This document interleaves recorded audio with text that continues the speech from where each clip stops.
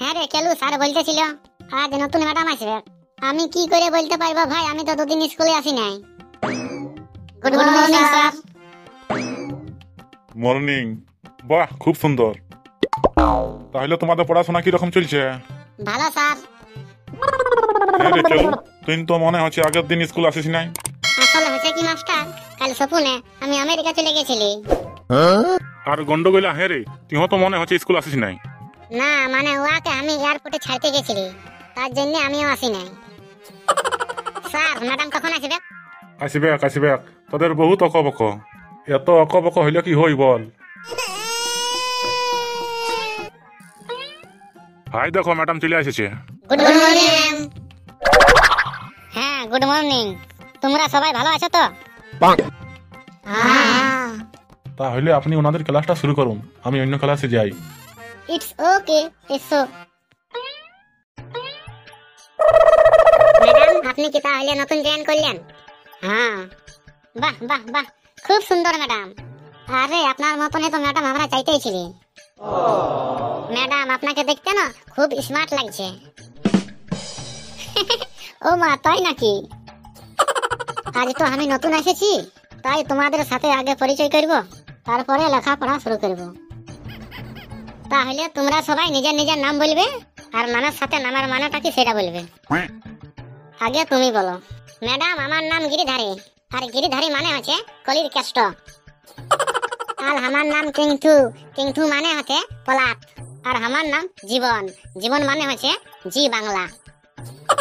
আর আমার নাম হচ্ছে কেলু, কেলু মানে কালাচাঁদ। আর আমার নাম হচ্ছে গন্ডগোলিয়া। আমি বাঁধার ঘাটে জন্মেছিলি বলে আমার মায়ের নাম রেখেছে কমল। আর কমল মানে হচ্ছে পদ্ম ফুল। আচ্ছা বলো তো পদ্ম ফুল কিভাবে হয়? তৃণমূল থেকে চারা হয়, আর চারা থেকে মুকুল, আর সেই মুকুল থেকে হয় পদ্ম ফুল। ঠিক আছে, তাহলে এবার আমরা পড়াশোনা শুরু করি। ওই ম্যাডাম, এইটা কেমন হচ্ছে না? আমাদের সাথে হলে পরিচয় করে মারলে, আর আপনার পরিচয়টা দিলে নাই। ও তাই তো, আমার নাম হচ্ছে সারদা মল্লিক। আর মানেটা বলো। আচ্ছা ঠিক আছে। সারদা মানে হচ্ছে সরস্বতী। আচ্ছা এবার কে কেমন পড়াশোনা করে দেখি তো। তুমি বলো তো আমাদের দেশের নাম কি? ভারত। বাহ গুড। আর বলো তো আমাদের মহাদেশের নাম কি? মহাভারত। আচ্ছা বলো তো মহাভারত কে লিখেছে? মহাকবি মহেশ্বর। আচ্ছা তুমি বলো মানুষের শ্বাস যন্ত্রের নাম কি? মানুষের শ্বাস যন্ত্রের নাম ফুস। হ্যাঁ আসলে ম্যাডাম আমি এক দিকেরটা বললি তার জন্য ফুস, দুদিকে দুটা থাকে তো তাই ফুসফুস বলে। বাহ বাহ, খুব সুন্দর উত্তর দিয়েছো। তাহলে বলো তো ফুসফুস আর কলিজা কোথায় থাকে? কলিজায় থাকে বউ, আর ফুসফুসে থাকে শালি। আচ্ছা তুমি বলো তো। ম্যাডাম আমার ফুটফুট আর কলিজা একদম দুটাই খালি। আচ্ছা তোদের বউ আর শালি সম্পর্কে খুব জ্ঞান দেখছি। তবে বলো তো কে বেশি প্রিয়, বউ না বোন? ম্যাডাম বউয়ের বোন বেশি প্রিয়। আচ্ছা তুমি বলো যমজ বোন যদি একজনের সাথে বিয়ে হয়, তাহলে বলো তো চিনবে কি করে কোনটা বউ আর কোনটা শালি? ম্যাডাম একটুকু পেছনটাই চিমটান দিব, যদি খেক খেক করে উঠে তাহলে ওইটা বউ, আর যদি আর চোখে ভালে আর খিচিক করে হাসে তাহলে ওইটা শালি।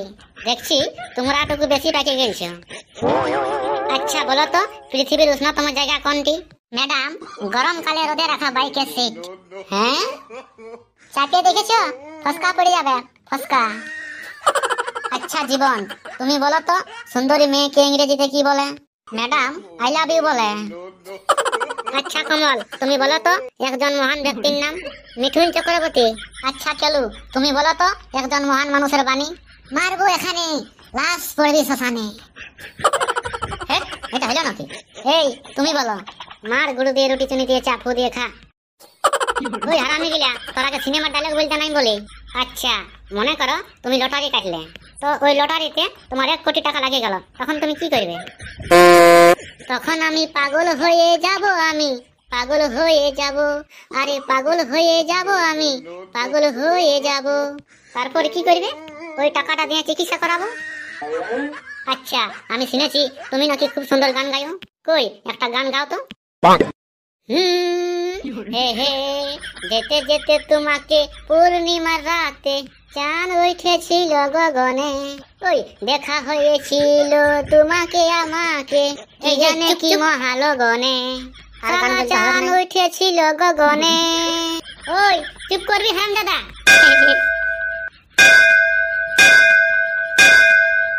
বাপরে বাপ, কি চোর পাকা ছাত্র, বাঁচা গেল। এমন ক্লাসের দরকার নেই আমার।